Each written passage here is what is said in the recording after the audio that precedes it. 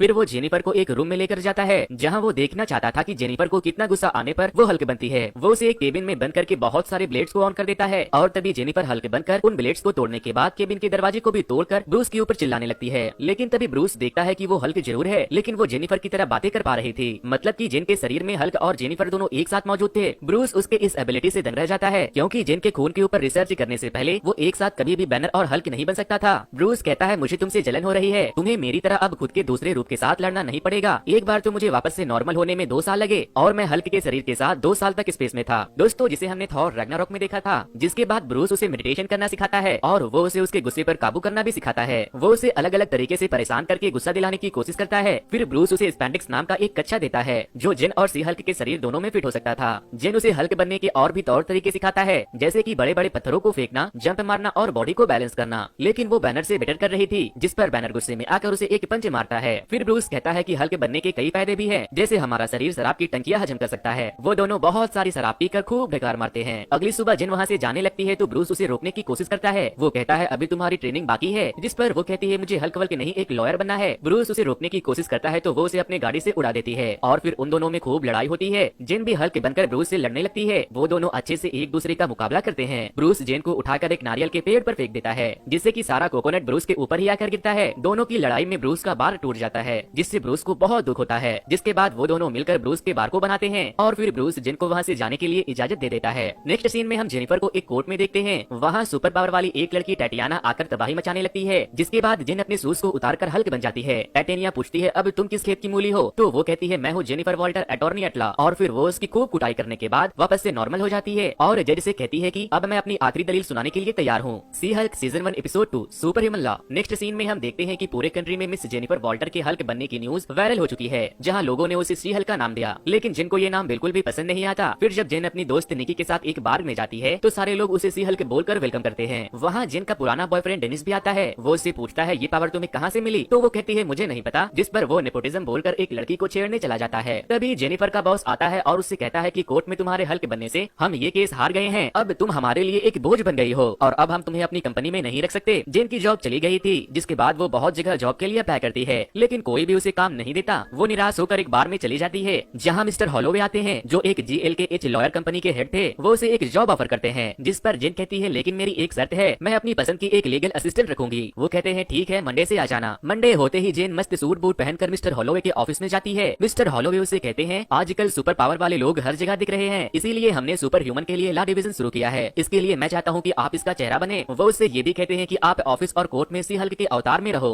और फिर वो उसे उसका ऑफिस दिखाते हैं जहाँ उसकी लीगल असिस्टेंट उसकी दोस्त निकी ही थी। जिनको लग रहा था कि उसे जॉब उसके सी हल्क के अवतार की वजह से मिली है, लेकिन वो और निकी अपने नए ऑफिस को देखकर बहुत खुश थे। फिर जब जिन हॉलोवे से मिलने जाती है तो वो उसे मिस्टर ब्लूस्की, जिसे अबोमिनेशन भी कहा जाता था, उसका केस उसे देते हैं। लेकिन जेनिफर कहती है कि मैं ये केस नहीं ले सकती क्योंकि मिस्टर ब्लूस्की ने मेरे भाई ब्रूस को मारने की कोशिश की थी। हॉलोवे कहते हैं कि अगर तुमने ये केस नहीं लिया तो तुम्हारी जॉब भी जा सकती है। जिसके बाद जेन मिस्टर ब्लूस्की से मिलने जेल में जाती है जहाँ उसे हाई सिक्योरिटी कैद में रखा गया था। मिस्टर ब्लूस्की उसे बताते हैं कि मैं एक बहुत ही काबिल सोल्जर था, लेकिन मुझे सुपर सोल्जर बनाने के लिए गवर्नमेंट के लोगों ने मेरे शरीर में दवा डाल दी और उन्होंने ही मुझे तुम्हारे भाई को मारने के लिए कहा था। इस लड़ाई के दौरान बहुत तबाही मची और मुझे जेल में बंद कर दिया गया, और जबकि तुम्हारा भाई हल्क बन गया सुपर हीरो। ये कैसा इंसाफ है, मैं तो बस देश के लिए लड़ रहा था। वो उसे ये भी बताता है कि मैंने ब्रूस और बाकी के सभी लोगों को कई सारी सॉरी लेटर भी लिखा है। जिसके बाद जेन वापस घर आने के बाद ब्रूस को कॉल करके पूछती है कि क्या मैं ब्लूस्की का केस ले लूं, तो वो कहता है कि हाँ ये तुम्हारे कैरियर के लिए बहुत अच्छा होगा। वो उसे ये भी बताता है कि ब्लूस्की ने मुझसे माफी भी मांगी थी और मैंने उन सब बातों को कब का पीछे छोड़ दिया है। वो कहता है मुझे कुछ जरूरी काम निपटाने हैं। फोन कट जाता है और तभी हम ब्रूस को उस स्पेसशिप में देखते हैं जिसकी वजह से उसका एक्सीडेंट हुआ था। वो उस स्पेसशिप के साथ स्पेस में कहीं चला जाता है। तभी मिस्टर हॉलोवे जेनिफर को कॉल करके टीवी देखने को कहते हैं जहाँ एबोमिनेशन को एक फाइट क्लब में फाइट करते हुए दिखाया जा रहा था, जिससे कि सारे लोग ये सोचकर परेशान हो रहे थे कि आखिर एबोमिनेशन इतने टाइट सिक्योरिटी जेल से कब भागा था और भागा तो वापस कब और कैसे आया। दोस्तों इस सीन का रेफरेंस सैंची से लिया गया है जिसमें हमने वोंग को एबोमिनेशन से फाइट करते हुए देखा था। वैसे सैंची मुझे मार्वल की one of the best movie लगी जिसे मैंने एक्सप्लेन भी किया है, जिसका लिंक आपको वीडियो के एंड में दिए गए प्लेलिस्ट में मिल जाएगा।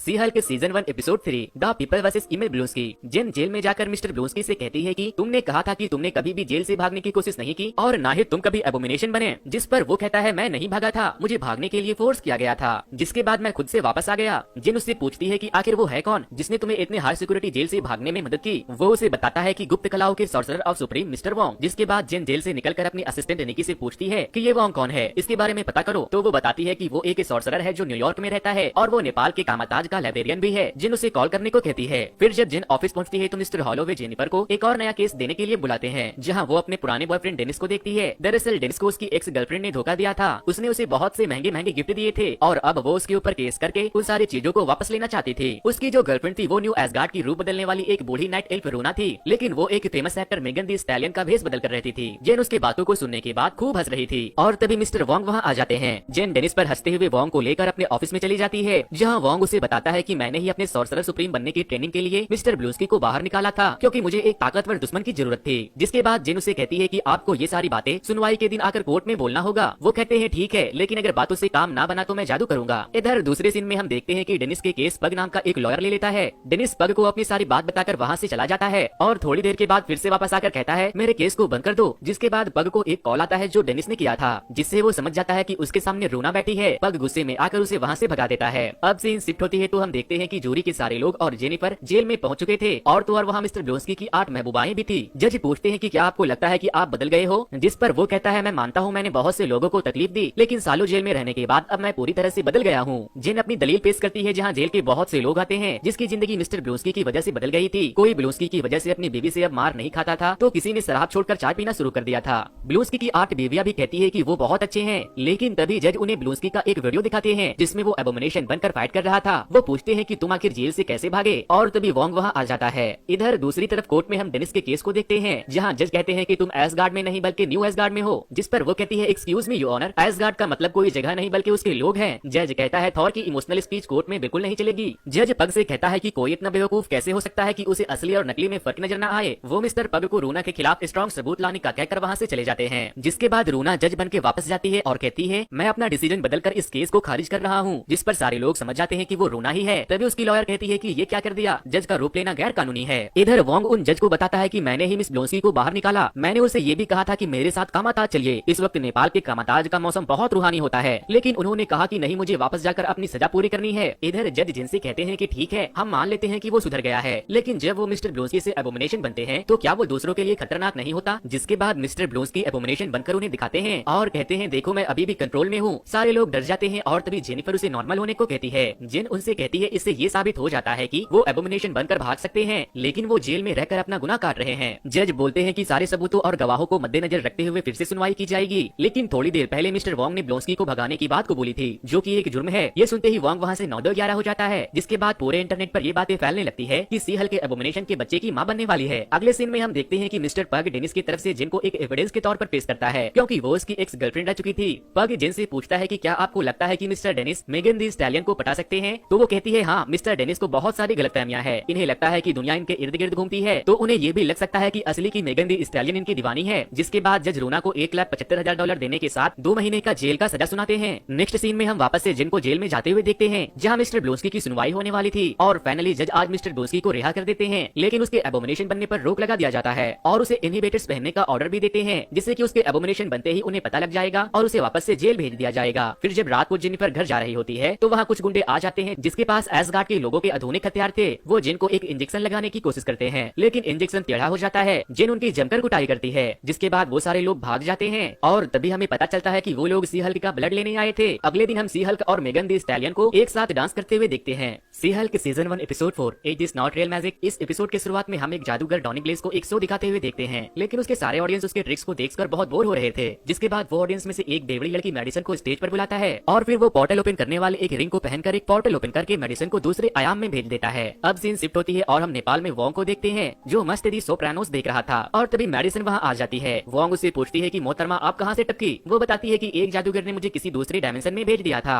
फिर मैंने अपनी 3 बूंद खून एक बकरी को पिलाया और उसने मुझे यहाँ भेज दिया। वोंग उससे पूछता है कि आपका घर कहाँ है, तो वो कहती है मुझे याद नहीं। जिसके बाद वोंग कहता है कमीने डॉनी ब्लेज को तो सजा सिखाना ही पड़ेगा। दूसरी तरफ जेनिफर एक डेटिंग वेबसाइट पर अपना प्रोफाइल बना रही थी और तभी वोंग वहाँ आ जाते हैं और कहते हैं एक बंदा है डॉनी ब्लेज जो खुद को बहुत बड़ा जादूगर समझता है, वो मायावी कलाओं का विद्यार्थी था, लेकिन अपने ट्रेनिंग के एक हफ्ते बाद ही उसने अपने भाई कार्ल टॉग को 3 बियर के साथ कामाताज बुला लिया, जिसके बाद उसे धक्के मारकर निकाल दिया गया। लेकिन अभी वो जादू के नाम पर बिना सही ट्रेनिंग के लोगों को दूसरे डायमेंशन में भेज रहा है, जो इंसान के लिए खतरा है। जिसके बाद जिन डॉनी ब्लेज के ऊपर एक लीगल एक्शन लेने का फैसला करती है और डॉनी ब्लेज के पास जाते हैं, लेकिन वो दोनों उसे सीज एंड डिसिस्ट नोटिस देकर वहाँ से चले आते हैं। नेक्स्ट सीन में हमें कोर्ट का सीन दिखाया जाता है, जिस पर जज कहती है कि देखिए, मुझे नहीं लगता कि कोई मैजिक ट्रिक जानलेवा हो सकता है, अगर आपके पास प्रूफ है तो साबित करे। जिसके बाद वोंग अपने पोर्टल को ओपन करता है तो बेवड़ी मेडिसन उसके पोर्टल से निकल कर आती है। वो उसे बताती है कि उस रात डॉनी ब्लेज ने मुझे एक जलती हुई जगह पर भेज दिया, जहाँ से मुझे बाहर आने के लिए शैतान के साथ सौदा करना पड़ा। जिसके बाद जज कहती है कि कुछ और प्रूफ लेकर आओ, तब तक मिस्टर ब्लेज अपना शो कंटिन्यू कर सकते हैं। घर आने के बाद जब जेनिफर अपनी मैचिंग प्रोफाइल चेक करती है तो उसके लिए कोई मैच नहीं था। जिसके बाद वो निराश होकर सी हल्क के नाम से अपना एक डेटिंग प्रोफाइल बनाती है और थोड़े ही देर के बाद उसके लिए बहुत सारे मैचेस आने लगते हैं। वो बहुत से लोगों के साथ डेट पर भी जाती है, लेकिन उसे कोई भी पसंद नहीं आता। किसी को उससे वेट लिफ्ट करवाने थे तो किसी को उसके ऊपर एक्सपेरिमेंट करना था। बहुत से नमूने थे, लेकिन फाइनली उसके पसंद का एक मिल ही जाता है। इधर दूसरी तरफ हम डॉनी ब्लेज को देखते हैं। वो अपना शो कर रहा था। वो एक ऑडियंस को अंडा देता है जिसमें से एक छोटा सा मॉन्स्टर निकलता है और वो देखते ही देखते बड़ा होकर उसके ऊपर हमला कर देता है। डॉनी पोर्टल ओपन करके उसे बाहर निकालने की कोशिश करता है, लेकिन वो जैसे ही पोर्टल खोलता है वहाँ और भी बहुत सारे वैसे ही क्रिएचर आ जाते हैं। इधर जेनिफर की रोमांटिक डेट चल रही थी और दूसरी तरफ वो मॉन्स्टर तबाही मचा रहे थे, इसीलिए डॉनी मदद के लिए वोंग के पास चला जाता है। वोंग डॉनी से कहता है, याद रखना, मैं तुम्हारी मदद सिर्फ ब्रह्मांड के लिए कर रहा हूँ।